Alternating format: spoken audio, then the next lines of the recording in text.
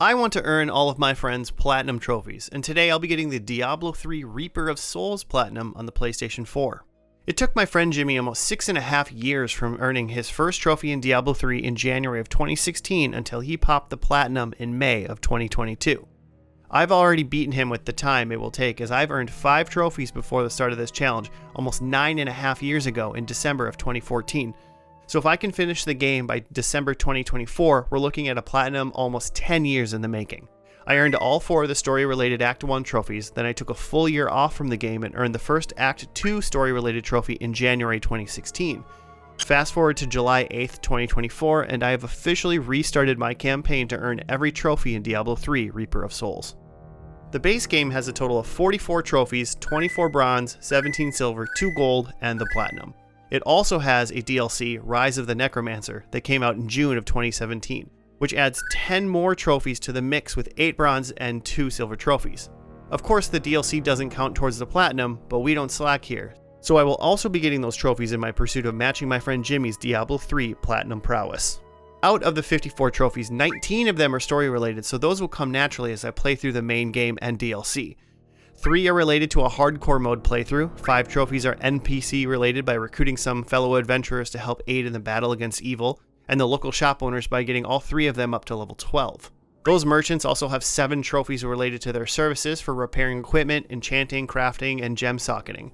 13 trophies are going to be grindy, which include killing 500 elite enemies and 100 treasure goblins, killing thousands of enemies in certain ways, picking up 500,000 gold, completing Nephilim Rifts, which is endgame content, as well as breaking 50 objects really fast, and the big one, completing 500 bounties.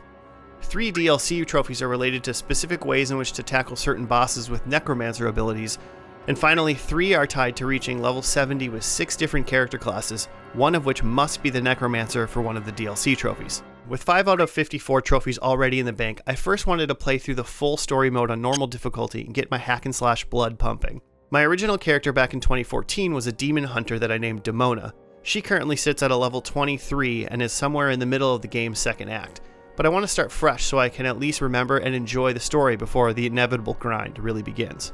I don't know much about any of the available character classes besides the basic things like barbarians hit close up and hard, demon hunters go shooty shoot, and wizards are very powerful offensively in most games as long as they don't get touched. With all that being said, I chose the Crusader class for my first full normal story playthrough. I'm not going to hit every single story beat during this video, just the major bosses and story events that provide at least a little context for what I'm actually doing. Starting off in Act 1, my Crusader Picard reached the town of New Tristram after seeing a falling star. The undead have risen and the town's guard are doing their best to keep them at bay. Picard meets a woman named Leah who urges him to put an end to the living dead attack. Her uncle and series staple Deckard Cain is also missing, but after killing hundreds of undead I locate Deckard in a monster-filled cathedral. After getting back to town, Deckard explains that the falling star is an ill omen that the end of days has begun, and if I want to get back to the falling star I'd need to get through the Skeleton King, which I have no problem with. After chatting with Deckard, I earned my first trophy, a mystical meeting, for acquiring the Mystic NPC. Normally you wouldn't meet the Mystic until Act 5, but since I'm playing the Reaper of Souls edition, she literally just appears in town after saving Old Man Cain in Act 1. I headed over to check out the new Mystic Merchant's goods and train her to her max level of 12. It only costs gold to level her up and I already have plenty. Honestly, I don't ever buy gear in games like this. Isn't the whole point to kill, loot, and repeat? What do I need gold for other than pumping it into the local community, enriching the town's curb appeal for travelers and townsfolk alike? Altruism aside, getting the Mystic to level 12 snags me the Maximum Miriam trophy. There are 3 grindy trophies I want to focus on right away as I fear they will take me a while to complete. Killing 100 treasure goblins and 500 elite enemies are on top of my list. Anytime I see a little goblin or an elite enemy, I'm going to drop everything that I'm doing and go after them. I'm not going to highlight every single one I kill, but I'll give some updates along the way. The 3rd trophy I want to focus on is crafting 100 items. As I said before, I don't buy weapons or armor in games like this, so as I get the resources to craft items, I will be visiting the blacksmith to chip away at this tedious trophy. Right before I head off to the Skeleton King's lair, I crafted 5 items which gave me the Made to Order trophy. Only 95 more items left. On my way to the Royal Crypt to dispatch the Skeleton King and finally gain access to the Falling Star, I meet up with the first of 3 companions that can aid Picard while in battle, the Templar. These companions are unmissable additions to the fight, and once I recruit all of them, there's a trophy waiting for me. But for now, I take my newfound friend and head into battle with the Skeleton King.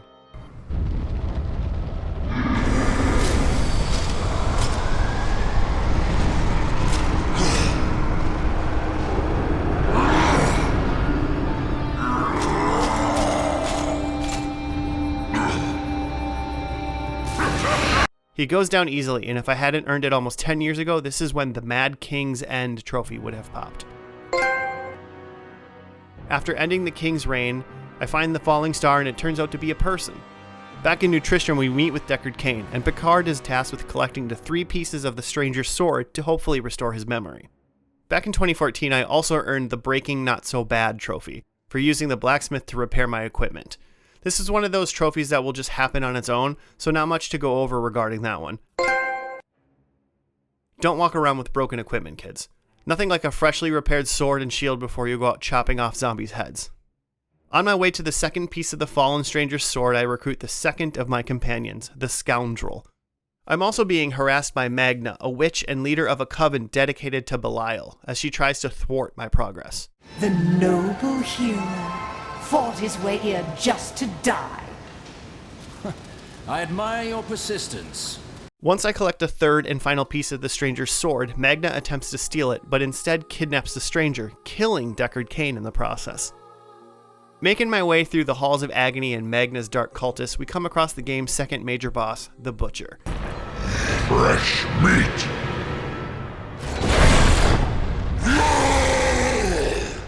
After turning Hell's Deli meat connoisseur into salami, you will receive the Butchered trophy, but I earned that one back in 2014. Picard saves the Stranger and reunites him with his sword, which brings back his memory of being the angel Tyrael. Tyrael delivers the message he originally came down to Earth for, which is to warn us that Belial and Asmodan, the last lords of Hell, are already in the process of invading the world. Hearing that Belial is already corrupting the city of Caldeum, Act 1 comes to a close as the party buries Deckard Cain and heads to the eastern city to bring down Belial. For completing Act 1, I also earned the Last of the Haradrim trophy. Act 2 begins as my hero Picard arrives in the city of Caldeum. Tyrael warns the group that Belial already has a foothold in the workings of this place. We are also given directions from Commander Ashira of the Iron Wolves, cool name, that Magna might be located in the desert beyond the city. Leaving Tyrael and Leah behind, Picard moves out to find Magna. I run into the Enchantress, the third and final of the recruitable companions in Diablo III. Once the Enchantress officially joins the battle against the Dark Forces, I am greeted with the Comfort of Strangers trophy for recruiting her, the Templar, and the Scoundrel. I did have to go back to town and manually add her to my party since it didn't initially add her because I'm ride or die with my boy the Templar, but a quick swap landed me the trophy. Shortly after that, I found the lair of the witch where Magna was hiding out. I made quick work of her, but not before she tells us the Imperial Guard has taken Leah captive. This is also where you would normally receive the Coven Overthrown trophy. This is the last of the trophies that I had previously earned, so it's all fresh dopamine pops from here on out. Naturally, I go and kill a bunch of demons at the palace and save Leah from captivity. Afterwards, the group comes up upon Adria, another witch, who also happens to be Leah's estranged mother. Adria tells the group about the Black Soul Stone that could help rid the world of evil and Zoltan Kulle, the man who created it. Off we go to find Kulle and the Black Soul Stone. While out searching for Zoltan Kulle's whereabouts, the party also comes across the Jeweler. Are you still alive out there? Or is it the monster? Oh, say yes if you are. Another merchant, capable of socketing gems into the character's equipment, giving boosts depending on the gem quality and weapon or armor type. I take the opportunity to nab a couple easy trophies. The first one is Socket to Me, for simply socketing my first gem to some equipment. I also combined 2 gems for the Bejeweled trophy. I honestly didn't mess with this system too much for the rest of the game. I socketed whatever gems I had when I equipped new armor or weapons, but combining gems just wasn't something I bothered with after I picked up the trophy. Once I was done playing with the gems, I helped resurrect Zoltan Kulle so the party could get the Black Soul Stone to trap Belial within, and surprise surprise, he double-crossed us. At long last, I can complete my life's work. All will tremble at my power. It took Picard and the Templar all of 30 seconds to kill Zoltan and his 2 Guardian buddies, which earned me the Murderer, Torturer, Monster trophy.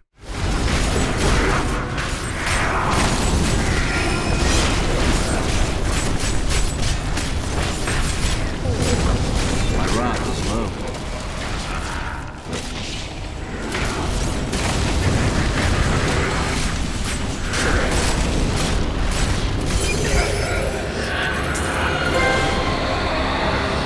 Back in Chaldeum, Belial is wreaking havoc.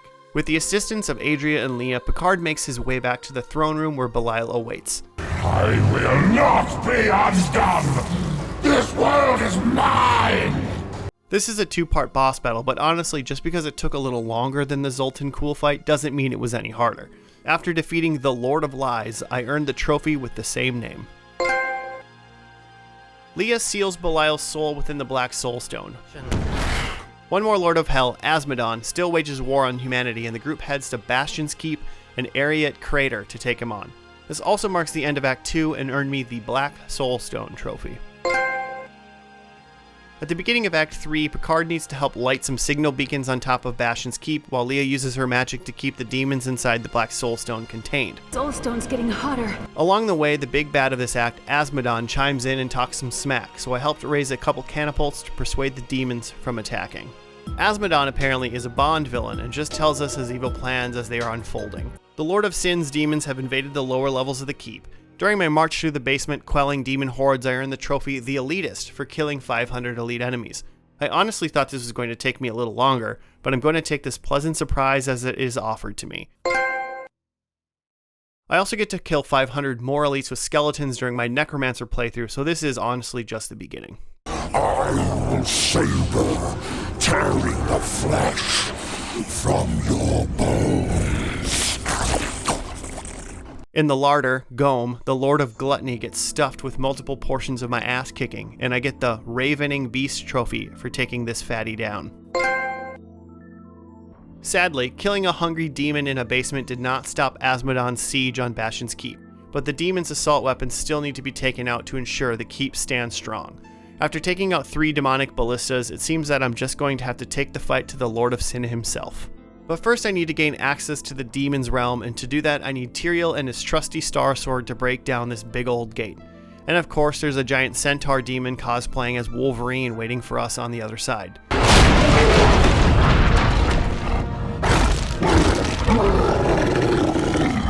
Unfortunately for the Siegebreaker Assault Beast, it was not utilizing Logan's healing abilities and bit the dust pretty quick.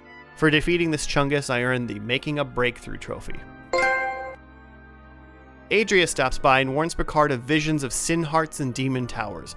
Tyrael is completely unfazed by this because even though he's an angel, he's also a total psychopath. Inside the Ariat Crater, Picard takes out Asmodon's sin hearts and finally gains access to the Heart of Sin, where the final boss of Act 3 awaits. Nephilim fool, when the soul stone is embedded in my flesh, the 7 shall be as one within me. I will be the sum of all hells, the prime evil.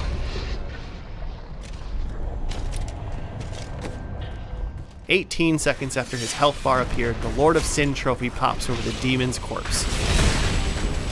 Arrogant enough!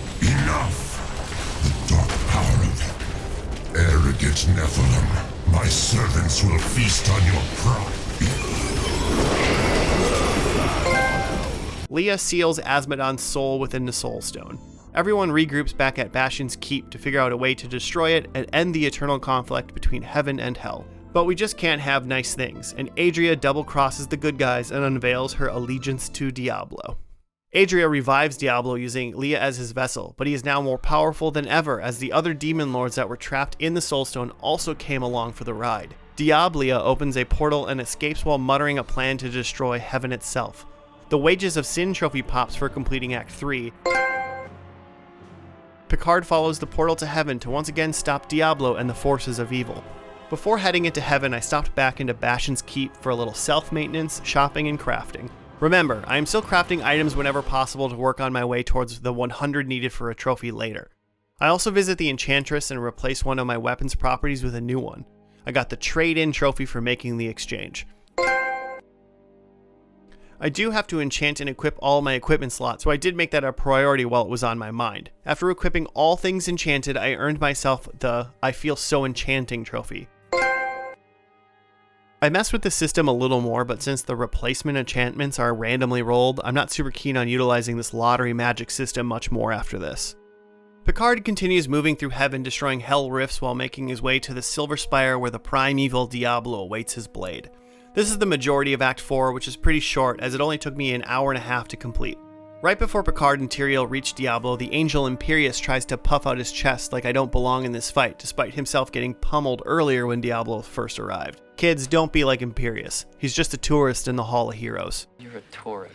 The Diablo fight took considerably longer than Asmodon's manly 18 seconds, but it wasn't because he was actually hard. The 7 evils are one within me.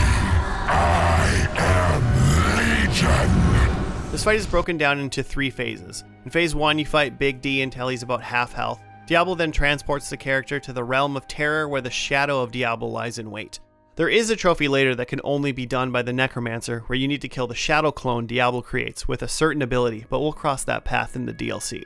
I will say, Shadow Diablo is much beefier than regular Diablo, but he still doesn't stand much chance against Picard. After defeating Shadow Diablo, it's back to the main fight, and his HP just melts away like that Nazi guy's face from Raiders of the Lost Ark. Kids, don't be like that Nazi guy because, well, Nazis suck ass. Once Diablo is defeated, the Primeval trophy is earned. Everyone is happy that all is good and evil has been eradicated, so naturally, the game isn't over, and I asked Ariel, the angel, to travel to the next act. I got the Victory and Sacrifice trophy for completing Act 4. The Black Soul Stone, which contains Diablo's essence, falls to Earth. Tyrael can't destroy it or leave the evil rock in heaven, so he decides to hide it away with the help of a newly formed Herodrum. But the rock is barely hidden longer than Asmodon can put up a fight, as the Angel of Death, Malthael, steals the Soul Stone from Tyrael and attacks the town of Westmarch. I secure the Survivor's Enclave, my new base camp, and then decide to reward myself with a trophy I've been working on since Picard's adventure started. I finally crafted my 100th item with the blacksmith and earned the Custom Fit trophy. Malthael has created soul crucibles around the greater Westmarch area, and Picard has been enlisted in destroying them. This would be the normal time in the game where you would meet the Mystic, but we've already met her, so no trophy for us as we've already obtained it. After wrecking Malthael's soul crucibles, I did a little side questing with the Scoundrel and Templar. Neither of these side quests have any bearing on the main story of Diablo III or are even related to any trophies, but it gave me a little break from fighting Reapers and pushed Picard to level 50. While chatting up Tyrael, another assault on the town begins by Urzael, one of Malthael's lieutenants. Miriam the Mystic drops some knowledge that Urzael is in a tower somewhere in Westmarch Heights, so Picard is off to kill an angel. My master has begun his work on the stone. Nothing that you do matters. Urzael uses a battering ram that breathes fire as a weapon, and you fight in the burning attic of a tower. Pretty fun boss fight, but in the end, Urzael gets snuffed out and I earn the Fire in Your New Boots trophy. Back in the Survivor's Enclave, our mystical friend Miriam tells Picard that two-timing turncoat Adria knows how to find Malthael. I traveled over to where Adria was hiding to get a little information out of our former associate. Adria starts her boss fight off by taking a dip in a boiling pool of blood and comes out all glittered up for Easter, looking like a lewd, dangling Spider-Woman. Adria. The angels will never suffer us to live. They cannot accept the fact that we may choose our own path. At least demons are not so rigid in their beliefs.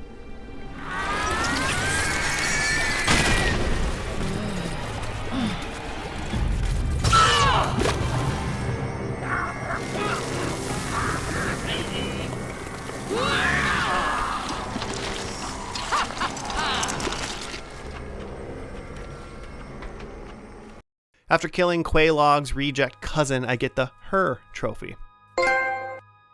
Her?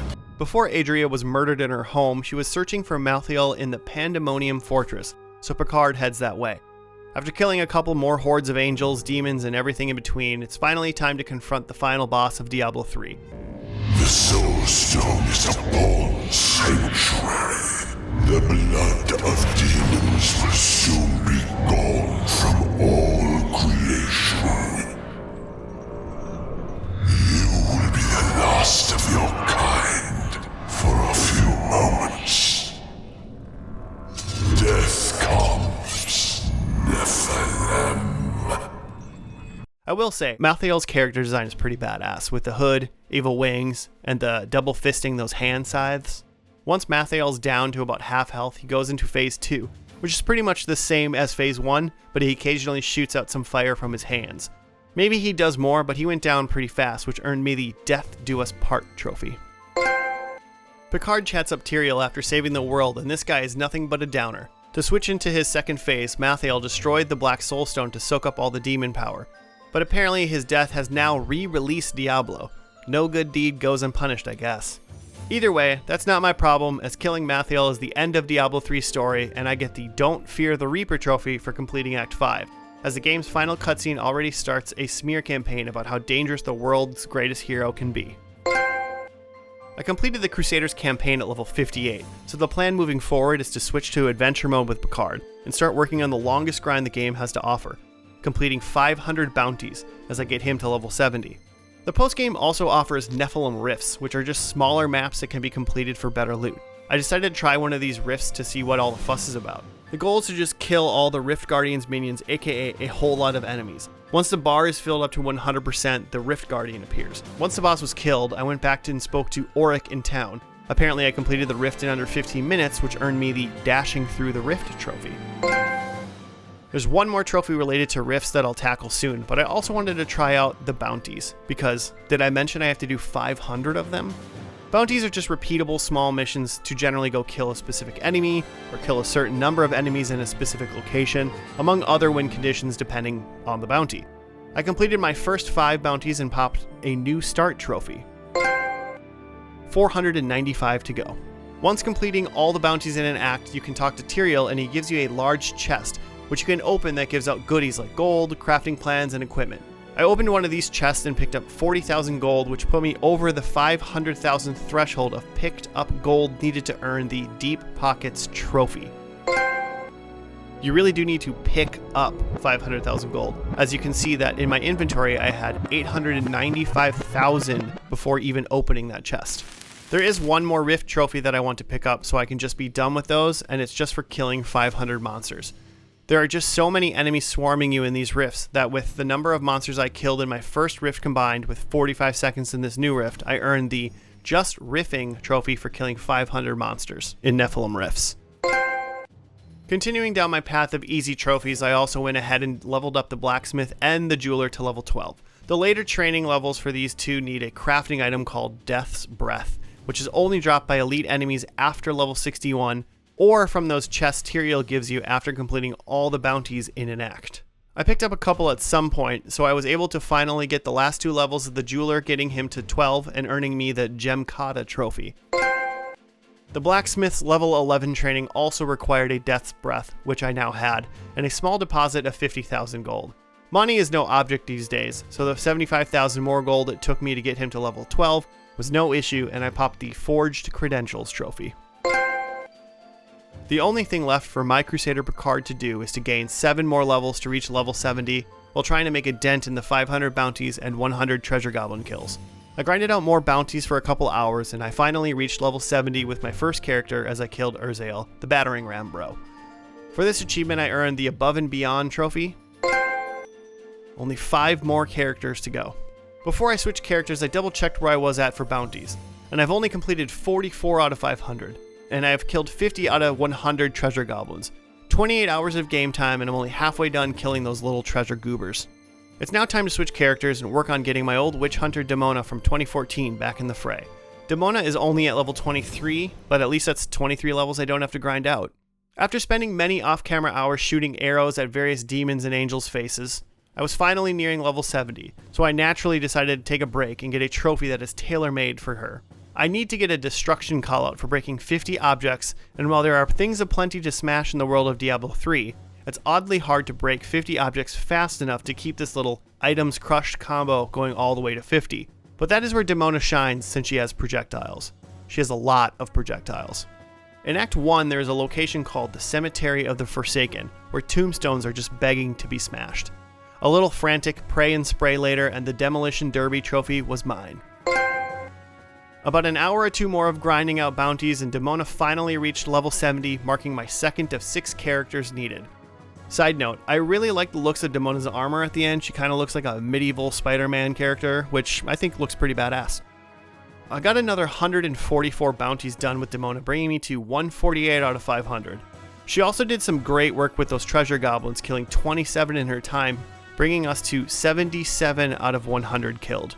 For my third character, it's time to tackle the 3 hardcore trophies, and the only person that I know is capable of such a mighty task is Krull the Barbarian. I was originally a little worried that this hardcore run would be difficult, as dying means I would need to start over, but this was a total cakewalk. There were maybe a couple times this entire run my health dipped below 50%, so I was never really in any danger of a restart. In Act 4, Krull killed Diablo for the first of the hardcore trophies, Reign of Terror. In some point early in Act 5, I finally killed the 100th treasure goblin, so no longer do I have to drop everything to hunt down a little trash creature when I hear that awful laughing, because I now have the Greed over Need trophy for killing 100 treasure goblins. For killing Mathiel at the end of Act 5, I also earned the May His Death Satisfy You trophy for killing the Angel of Death in hardcore mode. The last hardcore trophy I need before I can move on to my next character is just getting to level 70 with a hardcore character. I beat the story at level 52, so while I grinded out the remaining 18 levels, I completed more bounties. Once I reached level 70 with my hardcore barbarian Krull, I earned the Above and Beyond Hardcore trophy. I ended my barbarian run with 207 out of 500 bounties completed, but we're almost halfway done with them after 3 characters completed. The Rise of the Necromancer DLC is next, and due to my poor planning, I must yet do another story mode playthrough of Diablo III. The biggest reason for this is I must complete Act 5 with the Necromancer for one of the trophies, and listen to all of the conversations from a specific character within Act 5 that only appears when playing as the Necromancer. There are 10 trophies I need to 100% this DLC. 3 are specific to boss fights, which will have to be completed in adventure mode after I finish the story, as I won't have the character skills needed when I first fight the Skeleton King or Diablo to pull these off during the initial encounters. 4 of the trophies are related to killing or damaging enemies in a certain way. One of them is for killing 500 elite enemies with my command skeletons, a skill the Necromancer unlocks at level 9. Once I unlock these 7 Bone Bros, they will not leave my character's side until Rise of the Necromancer is complete, as this is by far the most time-consuming trophy in this DLC. 2 trophies are those story-related ones I mentioned earlier, and the 10th trophy in the DLC is for reaching level 70 with the Necromancer. And luckily for me, this does count towards the main game trophy Dream Team for reaching level 70 with 6 different characters.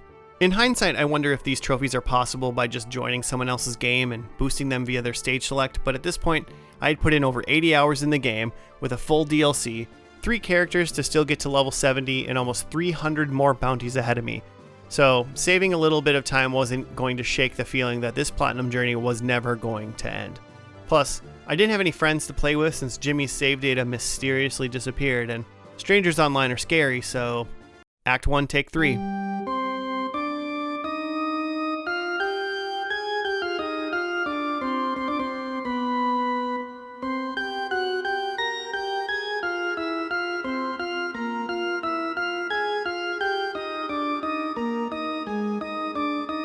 Create my handsome Necro baby and call him Necklord after one of the more memorable and diabolical vampire antagonists in JRPGs to this day. Once I hit level 4, I learned the skill Corpse Explosion, which allows me to focus on my first Necromancer trophy, where I have to kill 1,000 undead enemies with corpses. Once I kill an enemy, a corpse meatbag bomb is dropped on the ground, and I can detonate that around other, more upright undead enemies to kill them.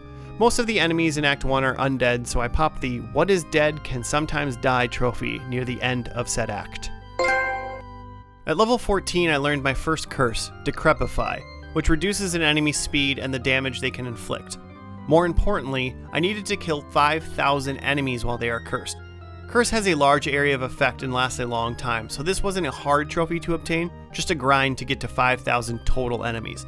I took out my 5,000th cursed enemy in Act 3, making Larry David proud and earning myself the Curse Your Enthusiasm trophy. In Act 5, I talked to Master Ordan in the Pandemonium Fortress, and I finished his dialogue for the Silence When You Speak to Me trophy. This trophy is missable, but only for people trying their best to avoid it. This guy, like all the other previous characters' mentor figures that you never see until this part of the game, is just standing in the middle of the corridor, so it's on you if you just decide to blow by him without collecting this free trophy. Shortly after that, I once again defeat Mathiel and finish Act 5, which earns me the final story trophy of the DLC, Bringer of Order.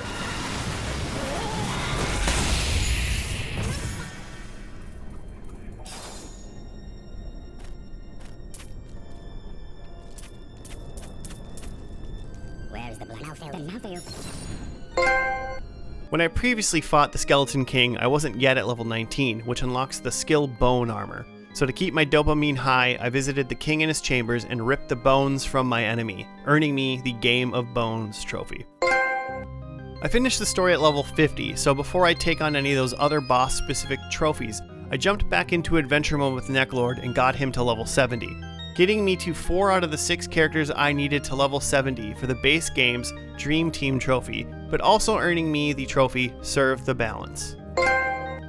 Now that I'm at level 70, I have access to all the skills I need to earn the 2 Diablo boss-related trophies. The first one, Self-Controlled, was easy enough. All I had to do was kill the shadow clone that Diablo creates during the fight, using the Simulacrum ability, which creates a body double of your character for the price of some health. On normal difficulty and at level 70, this was a piece of cake.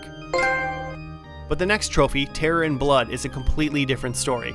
The trophy states that I need to defeat Diablo after using an ability that costs health while below 10% of my character's total life. After some trial and error, I did it, and then I did it again, and again. I tried to get this single trophy for almost 3 hours, and even when it looks like I'm doing it correctly, it's still not popping. From everything that I've read, this trophy's bugged, and my goal of getting 100% in Diablo III looks like it's impossible due to a bug introduced during patch 1.46 back in September 2023.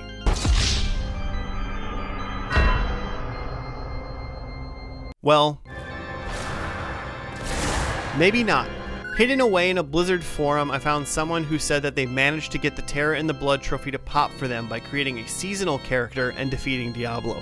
Mr. Hammond, I think we're back in business. Right under that post, another person confirmed they also earned the trophy with a seasonal character, but not even when killing Diablo, just a random enemy on the map. And luckily for me, Season 32 was currently underway. I created a new Necromancer character and named him Uber after one of my other favorite baddies from Suikoden, with a goal to reach level 30 where I unlocked Blood Rush, the first skill that costs a percentage of my Necromancer's health to activate. But before I figure out if all these extra hours will be worth it, I do score a couple more DLC trophies. The seasonal content has these rifts that appear sometimes after defeating an enemy. This rift took me to smaller portions of maps where a ton of enemies and, more importantly, elite enemies could be found in droves. In one of those rifts, apparently, I managed to damage 40 enemies within 3 seconds with my Bone Spear, earning me the Bone Skewer trophy. I wasn't even recording since I was just grinding bounties and levels specifically for the Terror in the Blood trophy. But I did manage to catch the very end where the trophy has already popped, and I promptly died. I also took full advantage of these seasonal rifts and let my command skeletons rack up elite enemy kills. During a normal playthrough, this was such a tedious task as you only see elite enemies every so often, but these areas were just so packed to the brim that I reached 500 kills in an afternoon, earning me the Skeleton Crew trophy. Now back to the science experiment, which is the Terror in the Blood trophy. Uber is finally over level 30 and has a skill that costs health to cast. Since I was only level 35, I wasn't ready to try my luck with Diablo, but I was fully capable of taking on a single crawling torso enemy. Completely ignoring all details provided in the trophy description, I used the skill Blood Rush to teleport across the screen at a cost of 5% of my health. I zipped around until under 10% health, the enemy died, somehow, and popped the Terror in the Blood trophy. It's super annoying that this bug has not been fixed by Blizzard and how much time I wasted trying to get it the legit way, but in the end, I am happy that getting all the trophies is still a possibility. I only have 3 more trophies in the game left to earn, and then the Platinum Trophy will be mine. But unfortunately for me, this game gives up nothing easily. I still have 214 bounties left to complete in Adventure Mode, 1 character to equip with level 70 legendary gear, and 2 more character classes to reach level 70 with, which is going to equate to hours and hours of grinding. I'm going to focus on the last 2 level 70 characters next while continuing to grind out the 500 bounties, and then I will worry about the legendary equipment afterwards. For the 5th level 70 character class, I'm going with Lulu the Wizard. Getting Lulu to level 70 took me about 5 days. The beginning hours of Lulu's journey were difficult since wizards are fragile creatures, and whenever a group of enemies got close, her health plummeted. I utilized the Dragon Ball Z method of fighting by shooting a giant laser beam at my enemies, and eventually I found good enough gear and got to a high enough level that the latter half of Lulu's time was spent incinerating anything that couldn't run from her arcane beam of death. In that time, I completed 69 more bounties, bringing my total to 355 out of 500. Only one more character class left, and I had my choice of either monk or witch doctor. I don't know any witch doctors I can trust, but I do have a favorite monk who's never led me astray. The simmering. The meat has to simmer. When I think of the monk class in video games, I generally think of a class that does not use swords or shields, generally using fists or sometimes a staff, and while Tony doesn't generally use his equipped weapon, it was weird having him run around with a heavy arsenal just to boost his attack power. I grinded out my character class for a couple days and eventually hit level 70 with my 6th and final character, earning me the long-awaited Dream Team trophy. With 2 trophies left for the Platinum, I had 441 out of 500 bounties completed. But first I want to focus on getting the rest of the level 70 legendary equipment I need for another trophy. There are 13 equipable inventory slots that I need to fill with level 70 legendary equipment, the character's main hand weapon, shoulders, hands, chest, neck, wrists, their offhand, which I ignored by having a 2-handed legendary equipped, 2 ring slots, feet, legs, and finally a belt. Luckily for me, I had just discovered the hidden cow level while doing a bounty and found 2 level 70 legendary rings while I brought down the bovine population to 0. This brought Necklord, my necromancer character, to 11 of these slots already filled with the needed equipment, which left me only needing to find slots for a neck and a belt. For the belt, I just crafted a level 70 legendary fleeting strap with the blacksmith, and for the next slot I crafted a level 70 rare amulet also with the blacksmith. I then brought it over to Kanai's cube and upgraded that rare amulet to a legendary. After I sat on the screen for a couple seconds waiting for the trophy to pop like a doofus, I finally realized that I had some equipment in my stash from earlier because I was terrified of accidentally selling or scrapping them. Filling in the 2 final slots, I earned the Up All Night to Get Lucky trophy. Now you can judge me if you want, but I'm nearing 130 hours in this game and I'm ready to be done with it. So I turned the difficulty down from Torment to Normal for my last 45 bounties so I can grind this last trophy out as fast as possible. Even with the difficulty turned down to Baby, this still took me 2 more hours to complete the last 45 bounties. Killing Hannes one more time in the royal quarters, and my 500th bounty is complete. Here's hoping that Lorenzo Lamas would be proud because that final bounty earned me the Battling 500 trophy and the oh so creatively named Diablo III Reaper of Souls Platinum trophy. And with that, I have not only platinumed, but also picked up 100% of the Diablo III Reaper of Souls trophies on the PlayStation 4. Since I did spend around 130 hours with this game, I wanted to do a little reflection on my favorite classes. My favorite character classes were the Necromancer, with the ability to summon skeletons and other undead to help in the fighting, and the Crusader, since he was just a beefcake freight train of a warrior. The Wizard probably falls somewhere in the middle, as they were harder to get going, but once I wasn't getting creamed immediately by groups of enemies, the Energy Beam made melting down their ranks a lot of fun. The Barbarian was just a lesser Crusader in my book, so he was middling in my tier list. I like ranged classes in these types of games. The Demon Hunter did play to my taste, but unfortunately Demona was just overshadowed by a couple of other more interesting character classes. And sadly, Tony the Monk Shaloub brings up the rear in my unwanted, not asked for character tier list. The moveset that I used was just okay, and it was weird seeing him run around with swords, and by this time I was just really wanting this platinum journey to be done. While not being especially hard, the time it took and the hoops I had to jump through for this 100% made this platinum, in my opinion, not worth its weight in blood shards, unless you are a die-hard Diablo fan. Don't get me wrong, Diablo 3 is a good game. I had a blast with my initial Crusader story run and some of the post-game looting, but the platinum is just built for someone who has one game to play and focus on for months at a time. I could have done this a little more efficiently by combining some of the Necromancer DLC trophies with either my regular or hardcore story runs, or by killing the original 500 elite enemies with my command skeletons to cut down the process by maybe 10 or 15 hours. That doesn't, however, cut down on the immense monotony involved in hunting down 100 treasure goblins, leveling up 6 different character classes to 70, and the 500 bounties that make this quickly turn from a fun game about collecting sick loot and sending demons back to hell to feeling like it sent me there instead. Thank you everyone for watching this exceptionally long video.